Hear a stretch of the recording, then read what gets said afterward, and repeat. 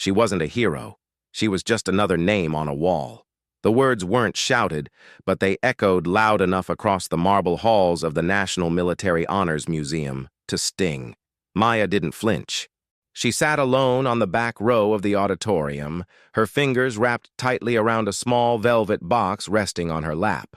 Inside it, the last medal her mother had received, posthumously, without ceremony. Cadets milled about near the stage, trading smirks and whispers, glancing back at her like she didn't belong. Her name had been called by mistake, some said. Her story, just a fabrication. But Maya stayed still, the medal's weight grounding her, its silence louder than the accusations. Some legacies come wrapped in applause, others arrive in silence. And today, in a room filled with uniforms and doubt, Maya was about to remind them what real honor looked like. The ceiling lights above the museum's auditorium cast a cold, even glow across rows of polished seats and nervous cadets. Maya sat in the back, spine straight, hands resting in her lap. She didn't blink when someone 2 rows ahead whispered, "There she is, the one who made up that story about her mom." She had heard it before. At first it had come as a question, quiet, tentative. Is it true her mom fought in that operation? Then it became disbelief, then ridicule. Now it was just part of the air she breathed. Maya's fingers tightened around the velvet box. The metal inside wasn't rare.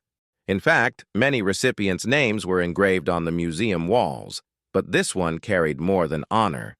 It carried accusation, too, because no one remembered Lieutenant Amelia Harper. Not officially. No press, no ceremony, no portrait in the Hall of Valor, just a file that disappeared, a story that faded, and a daughter who refused to let it die.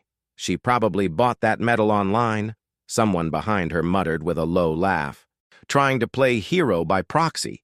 Maya didn't turn around. Her mother had taught her that strength wasn't in fighting noise with noise, it was in outlasting it.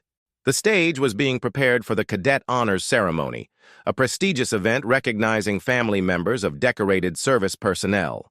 Speeches were rehearsed, nameplates polished, cameras tested.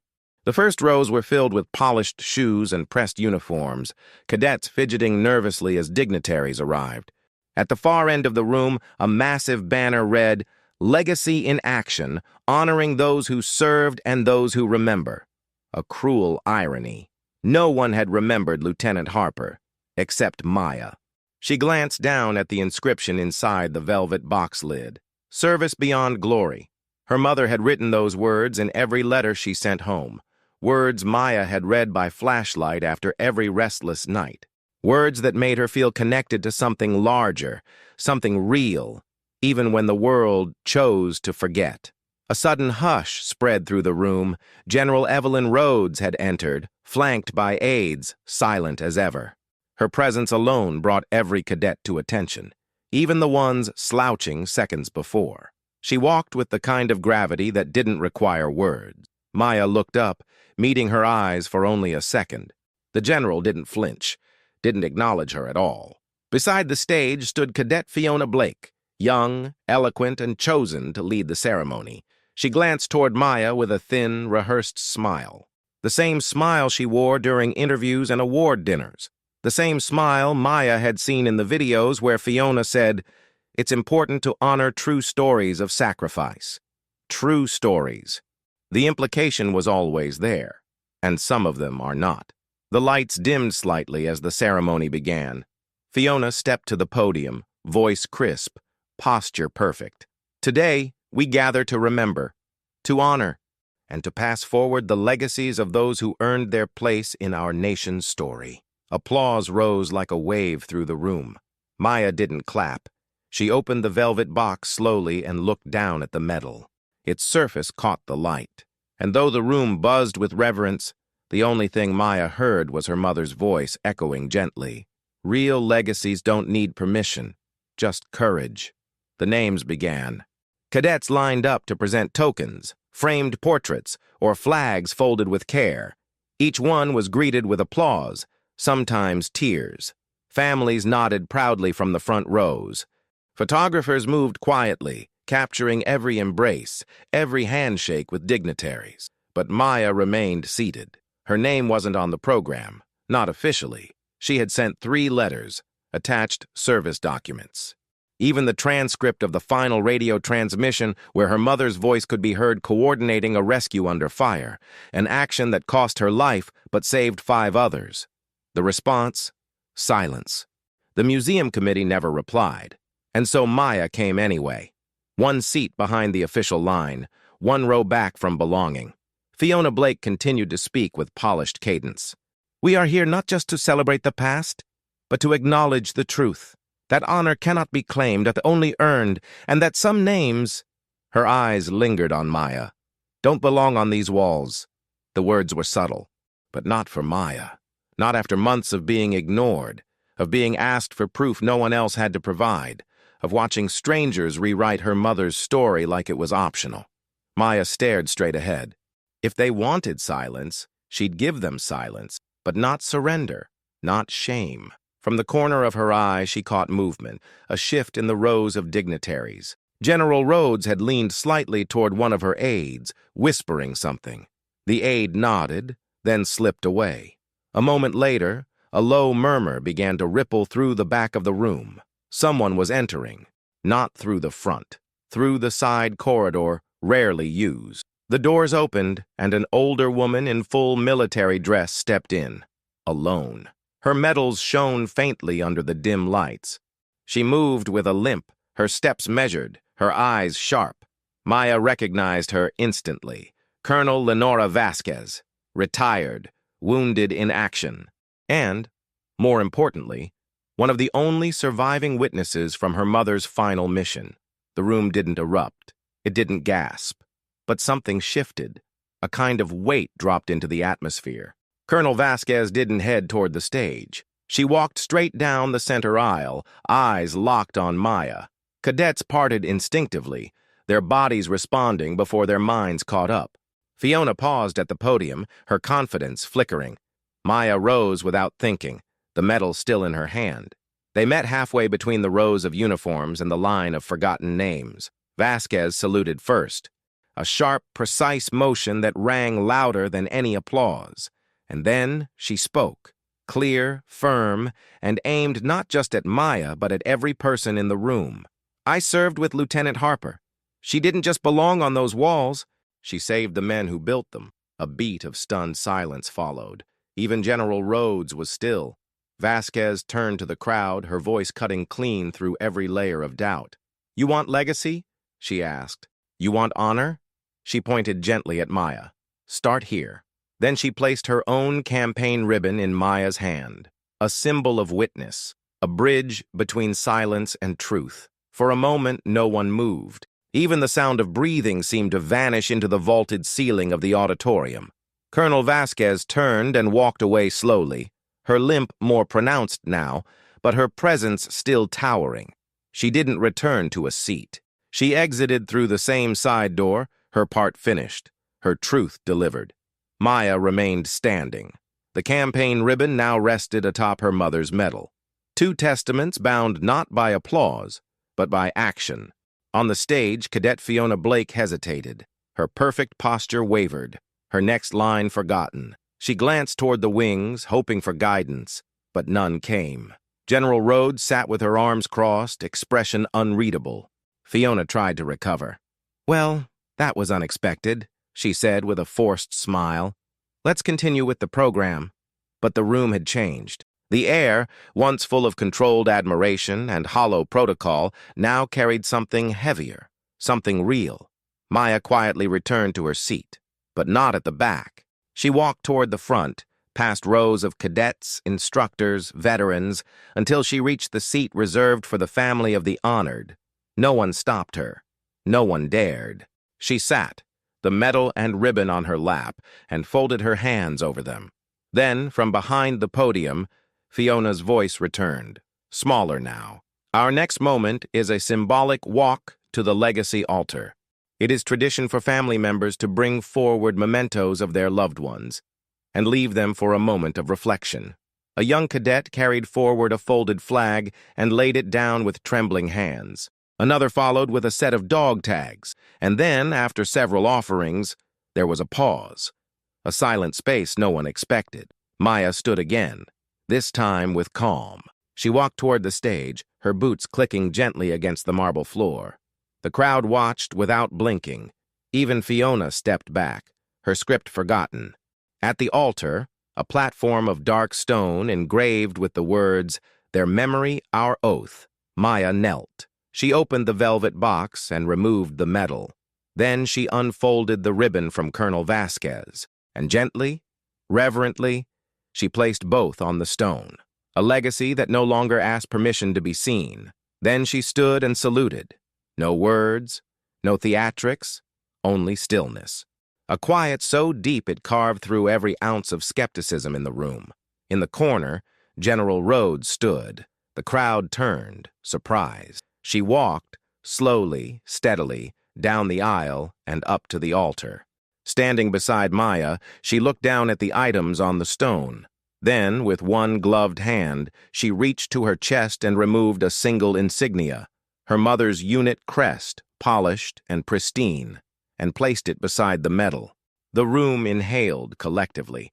General Rhodes turned to Maya, her voice low but firm. "Your mother never needed a wall. She left her legacy in people." She didn't say more. She didn't need to. The message was clear. And this time, no one dared look away.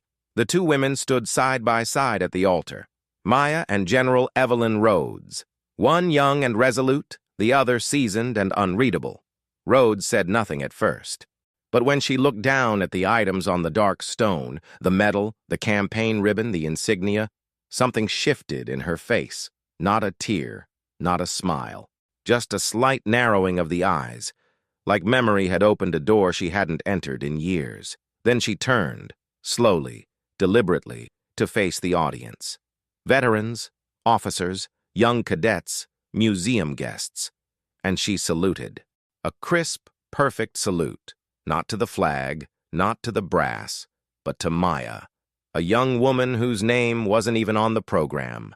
Gasps didn't follow, applause didn't erupt, but the silence thickened, charged and unmistakable. Then, slowly, others began to rise. A man near the back, an old Marine with a cane, stood stiffly and raised his hand in return. A woman with silver hair and an Air Force pin followed, her eyes glassy. Then rows of cadets, unsure at first, glanced at one another and began saluting too. It wasn't uniform. It wasn't coordinated, but it was real. Hands lifted across the auditorium, some sharp and trained, others trembling with new understanding. One row, then another.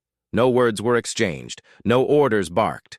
Only that universal gesture of respect extended to someone who had dared to carry a name the world had discarded. Fiona Blake, still holding her script at the podium, looked frozen in place. The confidence in her voice, her posture, all drained away. She opened her mouth to speak, but no words came, because the room had already moved on. Maya didn't blink. She didn't shift. She stood just as her mother had taught her, back straight, shoulders squared, chin high. The way Lieutenant Harper had stood during her final mission, according to the only surviving radio log. "I've got them. Go. I'll hold here." 6 words her mother had said into that mic, 6 words that saved lives, and 6 words no one wanted to print in any official report. Now they echoed, unspoken, through the reverence filling the room. Maya stepped back from the altar, giving space for the objects to breathe. The medal, the ribbon, the insignia, each carrying weight, not just in metal but in memory. General Rhodes moved to the side, allowing Maya to be seen fully, not behind anyone, not beneath anything, but as the living continuation of something that had refused to vanish. A beat passed, then 2. The audience remained on their feet, the salutes stayed up, and for once, the silence didn't isolate her, it lifted her. She scanned the crowd, not in defiance, not in triumph, but with quiet acknowledgement. These weren't the same eyes that had judged her an hour ago. Something had changed. Not because she fought for recognition, but because she never stopped standing. And sometimes, that's enough. The ceremony didn't resume immediately. There was no cue, no signal, just a long, heavy pause as if the program itself was reconsidering its purpose. Eventually, the museum's event director, a tall man in a gray suit who hadn't said a word the entire time, approached the podium. He whispered something to Fiona, who nodded stiffly and stepped aside. He cleared his throat. "We'd like to continue," he said, "but not without one correction." He looked at Maya directly. "Lieutenant Amelia Harper's name will be engraved on the Wall of Legacy before the month is over. The omission was never justified. And today, that ends." A murmur swept across the room, not from disbelief, but from relief. Finally, the wall, the name, official, permanent. Maya stood completely still, not from shock, but from something deeper. Closure, not quite, but truth, finally named. The director continued. "And we'd like to invite Miss Harper's daughter to place her mother's medal permanently into the museum's memorial exhibit, where it will remain alongside her insignia and the ribbon gifted today." He gestured toward the side of the altar, where a tall glass display case had been quietly rolled into place. Maya approached slowly, her every step measured, her eyes on the velvet box in her hands. She opened it one last time. The medal seemed to gleam brighter than it had in the auditorium's cold lighting, not because of the medal, but because of everything it had survived. She looked at the small engraved words on its back, "Service Beyond Glory." Then she turned the box over and gently placed the medal onto the velvet pad inside the case. Next, the ribbon. Last, the insignia, still bearing the fingerprint of General Rhodes. She stepped back, and the curator sealed the glass. Inside stood the legacy they had tried to erase, now unmovable, unquestioned. As she walked away, someone stepped in front of her path. Cadet Fiona Blake. Her posture wasn't perfect now. Her voice was small. She looked like someone who had been forced to see something she wasn't ready for. But she spoke, voice cracking slightly. I read the files last year," she said. "I saw the records, but they were incomplete. I thought—" She trailed off. Maya didn't glare, didn't smirk, didn't respond with venom. She simply said, "You weren't the first." Fiona blinked. "And you won't be the last," Maya added, her tone steady. "But the name stays." Fiona looked down, then stepped aside. No apology, but no resistance. Maya moved past her, not with triumph, but with calm. As she reached the back of the room again, she noticed something else. A new plaque was being installed just beneath the museum's altar, still partially covered by cloth. A staff member adjusted it slightly. Maya's breath caught. Etched into the metal were the words, "Some legacies don't need medals, they just need to be remembered." Her mother's name was already there, clear and bold. Lieutenant Amelia Harper. Maya traced the air above the letters with her fingertip, not touching, but honoring. Behind her, the auditorium had begun to shift back to motion, but not like before. Now it moved with care, with thought. And for the first time that day, Maya allowed herself to sit, not at the edge of the room, not in the shadows. She sat in the front row, where she had always belonged. The ceremony continued, or at least tried to. Names were called, awards were distributed, photos were taken, but something had changed in the rhythm of the room. Every clap that followed felt quieter, every speech shorter, as if everyone there had suddenly remembered what they were supposed to be honoring, and realized how easily it had been forgotten. Maya didn't move from her seat. She sat with her back straight, hands resting on her knees, eyes fixed ahead. She didn't need to watch the rest. She had already seen what she came to see. She had already stood where her mother was never allowed to stand. And the silence that followed her now didn't feel empty. It felt earned. Eventually, the lights dimmed again for the final moment. The closing salute, the national anthem, and the call for reflection. The room rose together, and for the first time, Maya stood not alone, but as part of something larger. Afterward, as guests slowly filtered out into the museum halls, Maya remained behind. She waited until the last cluster of cadets had left, until Fiona Blake had slipped quietly through a side door, and until even the staff stopped checking their watches. Then she stood and made her way back to the altar. The display case was now spotlighted softly. The medal, the ribbon, the insignia, and now, beneath them, a single white lily, placed there anonymously, its stem resting gently across the velvet. Maya didn't ask who left it. She didn't need to know. She walked through the back corridors of the museum until she reached a section rarely visited, a long hallway filled with painted portraits of forgotten servicewomen, some of whom had never been properly decorated. She stopped in front of one, a new frame, not yet labeled. It was her mother, not a photograph. A painting, soft, quiet, powerful. Her mother stood in full uniform, her face turned slightly away, eyes lost in some far-off battlefield, but lips calm, confident. Maya reached into her coat pocket and pulled out a folded note, the last letter her mother had written her before deployment. She unfolded it and read it silently. "If they ever forget me, you remember. That's all I ask." Maya nodded once, then folded it again and slid it gently into the frame's corner. As she stepped away, a low voice behind her spoke. She would be proud. Maya turned. General Rhodes stood in the hallway, alone now. No aides, no ceremony. "She didn't need a wall," the general said quietly. She raised one. Maya didn't know what to say, so she didn't. She just held the general's gaze. 2 generations of women shaped by uniforms and silence, both standing in a place that had never been built with them in mind. After a long moment, Rhodes gave her a final nod and left. Maya remained still. The hallway grew quiet again. She let herself close her eyes, not in grief, not in exhaustion, but in peace. Then she walked, past the portraits, down the museum steps, and into the open air. The sun was warm, the wind gentle. She didn't carry the medal anymore, but she carried the weight, the right way.